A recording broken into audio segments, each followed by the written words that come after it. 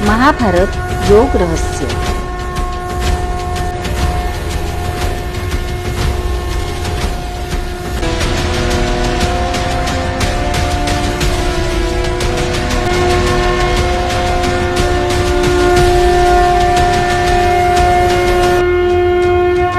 वैदिक विश्व या यूट्यूब चॅनलवर आपले सहर्ष स्वागत आहे। नमस्कार। महाभारत रहस्य भाग दुसरा। धृतराष्ट्र उवाच धर्मक्षेत्रे कुरुक्षेत्रे समवेतायुयुत्सवः मामकः पांडवाश्चैव किम कुर्वत संजय। धृतराष्ट्र म्हणतो, हे संजया, माझे आणि पंडूचे पुत्र धर्मक्षेत्रावर आणि कुरुक्षेत्रावर युद्ध करण्याच्या हेतूने एकत्र आले आहेत। त्यांचा वृत्तांत कथन कर। या श्लोकाचा योग्य आशय ध्यानात आणण्यासाठी ज्ञानदेवता श्री गणेशाला गहन चिंतन करावे लागले। आता प्रथम एक गोष्ट लक्षात घ्यायला हवी की एका युद्धक्षेत्रासाठी वेदव्यासांनी धर्मक्षेत्र आणि कुरुक्षेत्र अशी दोन विशेष नामे का ठेवली? एक क्षेत्र वा गावासाठी दोन नावे ठेवली तर व्यवहारात बराच गोंधळ निर्माण होईल। दिल्लीचे नाव नागपूर ठेवले तर प्रवास अथवा पत्र व्यवहारात बराच गोंधळ उडेल। भगवान वेदव्यास हे सर्व जाणत होते। असे असताना व्यासांसारख्या प्रखर बुद्धिमान व्यक्तीने अशा तऱ्हेने एकाच युद्धभूमीसाठी दोन विशेष नामांचा प्रयोग का केला असावा? व्यासांचा आशय समजण्यासाठी आम्हाला ईशोवास्योपनिषदाचा आधार घ्यावा लागेल। कारण सर्व उपनिषदांचे मंथन करून भगवान वेदव्यासांनी आपणासमोर गीतामृत ठेवले आहे। सर्वोपनिषदो गाओ दुग्धा गोपाल नंदनः पार्थो वत्सः सुधीर भोक्ता दुग्धम गीतामृतम महत्। ईशावास्योपनिषदामध्ये जन्मांध धृतराष्ट्र व त्याचे 100 दुर्गुणी पुत्र तसेच धर्मक्षेत्र आणि कुरुक्षेत्र यांविषयी सत्यज्ञान सांगितले आहे। असुर्या नामते लोका अंधेन तमसावृता तांस्ते प्रेताभिगच्छन्ति ते केचात्महनो जना। अज्ञानाने अंध असणारे लोक असुर्या म्हणजे अज्ञान अंधकाराने व्याप्त असणाऱ्या लोक म्हणजे अवस्थेत असतात आणि म्हणून ते स्वतःच्याच खऱ्या अस्तित्वाला जाणण्याकरिता अंध असतात।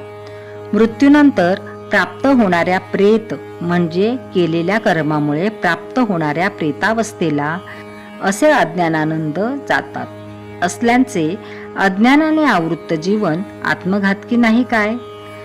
ज्ञानमय वैदिक परंपरा प्रत्येकाच्या कर्मानुसार मिळणाऱ्या फळावर आणि म्हणून पुनर्जन्मावर विश्वास ठेवते।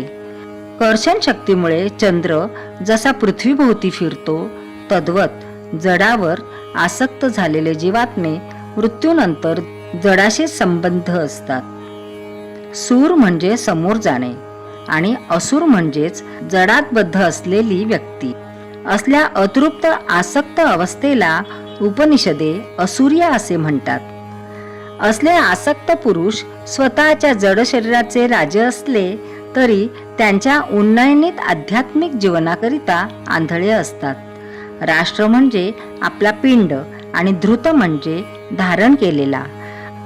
असल्या ज्ञान अंधांना ज्ञानचक्षु असलेल्या संजयाने सहाय्य करायला हवे। संजय म्हणजे कोणतीही सत विवेक बुद्धियुक्त सतर्क मन होय। धृतराष्ट्र पिंडरूप हस्तिनापूरचा नाममात्र राजा म्हणजे अज्ञानांध धृतराष्ट्र दाखविला असला तरी तो त्याचा ज्येष्ठ पुत्र दुर्योधनाच्या सल्ल्याने वागत असतो। दुहू म्हणजे वाईट आणि योधन म्हणजे हट्टी भांडखोर वृत्ती होय। आपल्यातील चांगल्या वृत्तींशी सदा संघर्ष करणारी साधकातील हट्टी भांडखोर वृत्ती म्हणजे दुर्योधन होय। राष्ट्र म्हणजे आपला पिंड आणि धृत म्हणजे त्या पिंडाचा स्वामी। अशा तऱ्हेने प्रत्येक जण धृतराष्ट्र आहे। परंतु गीतेतील धृतराष्ट्र हा स्वतःच्याच आध्यात्मिक उन्नतीसाठी अंध असतो आणि स्वतःच्या उच्च उन्नयनित पांडवी वृत्तींशी कोणताही समेट करण्यास तयार नसणाऱ्या दुर्योधनी वृत्तीच्या म्हणण्यात म्हणजे कह्यात असतो. व्यासांनी सांगितलेल्या धर्मक्षेत्रावर वृत्तींच्या अस्तित्वाकरिता धर्मयुद्ध सुरू होते. मनावर होणाऱ्या सततच्या संस्कारातून जे संस्कार मनाच्या रसानुसार ग्राह्य मानले जाऊन स्थिर बनतात त्यांना वृत्ती असे म्हणतात. कर्माचे क्षेत्र म्हणजे आपले शरीर होय. मनाच्या पिंडधर्माला अनुरूप अशा क्षेत्राला व्यास धर्मक्षेत्र म्हणतात आणि कर्माला योग्य अशा शरीररूप कर्मक्षेत्राला कुरुक्षेत्र असे म्हणतात. ग्रहण केलेल्या स्थिर संस्कारांना धर्म म्हणतात, तर कुरु म्हणजे कर्म करणे होय. अशा तऱ्हेने वृत्तींचे युद्ध धर्मक्षेत्रावर आणि कुरुक्षेत्रावर सुरू होते. कौरवांचा पूर्वपुरुष कुरु हा कुरु देश नावाच्या राज्याचा राजा दाखविला गेला असून तो स्वतः तेथे शेती करत होता असे सांगितले आहे. 13व्या अध्यायातील अगदी पहिल्याच श्लोकात या क्षेत्राबद्दल अथवा शेतीबद्दल सांगितले आहे. इदं शरीरं कौन्तेय क्षेत्रमित्यभिधीयते एतद्धो वेत्ति तं प्राहु क्षेत्रज्ञम् इति तद्विदः. हे कुंतीपुत्र कौन्तेया, या शरीराला क्षेत्र अथवा शेती म्हणतात आणि जो या क्षेत्ररूप शरीराला जाणेल त्याला क्षेत्रज्ञ असे म्हणतात. राजा कुरु अशा शरीररूप क्षेत्राची मशागत करीत होता आणि असल्या कुरु राजाचे वंशज म्हणजे कौरव होत. गंधारी हस्तिनापूर राज्याचा अंधराजा धृतराष्ट्र याची पत्नी म्हणून गंधारी दाखविली आहे. गंधारी पतिव्रता दाखविल्यामुळे एखाद्या पतिव्रतेप्रमाणे गंधारी वृत्ती सुद्धा आपला पती पाहू शकत नाही, म्हणून स्वतःच्या डोळस ज्ञानावर पट्टी बांधून जाणून बुजून अंध बनते. ईशावास्योपनिषद अशा गंधारी वृत्तींबद्दल सांगते. अंधं तमः प्रविशान्ति ये संभूती मुपासते ततो भूय इव ते तमो यौ संभूत्यारतः. जे डोळस राहून इतरांचे अंधवृत्तीने अंधानुकरण करतात ते अधिक खोल अशा अज्ञान अंधकारात सतत राहतात. अशा तऱ्हेने साधकातील गंधारी वृत्ती आपल्या अंधवृत्तीरूप पतीशी एकनिष्ठ राहण्याच्या दृष्टीने ज्ञानदृष्टी असून सुद्धा त्या ज्ञानाचा उपयोग त्या विवेक ज्ञान चक्षूंवर पट्टी बांधून नाकारते. ज्ञानाला नाकारणारी अशी आपल्यातीलच गंधारी वृत्ती होय. परमेश्वराने जन्मतः प्रत्येक मानवाला विवेक ज्ञान दिले असतानाही गंधारीप्रमाणे आपल्या ज्ञान चक्षूंवर कातडे पांघरून स्वतःची बुद्धी न वापरता इतरांच्या नादी लागून ज्ञानाला वंचित होणारे अनेक लोक असतात. असले लोक अज्ञानापेक्षाही अधिक खोल अशा अज्ञान अंधकारात सडक पडतात. गंधारी अशा तऱ्हेची जन्मांध धृतराष्ट्राची डोळस पतिव्रता पत्नी दाखविली आहे. असल्या गंधारीचा जन्मांध धृतराष्ट्रापासून 100 कौरवपुत्र आणि 1 मुलगी झाली, ज्यांची नावे दुहू म्हणजे वाईट या विशेषणाने सुरू होतात.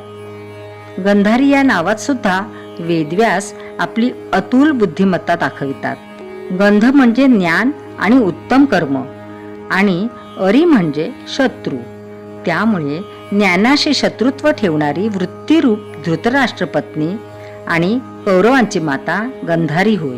100 कौरव ज्ञान अंध धृतराष्ट्रापासून असल्या जाणून बुजून अंध बनणाऱ्या गंधारीला 100 पुत्र व 1 पुत्री झाली असे दाखविले आहे.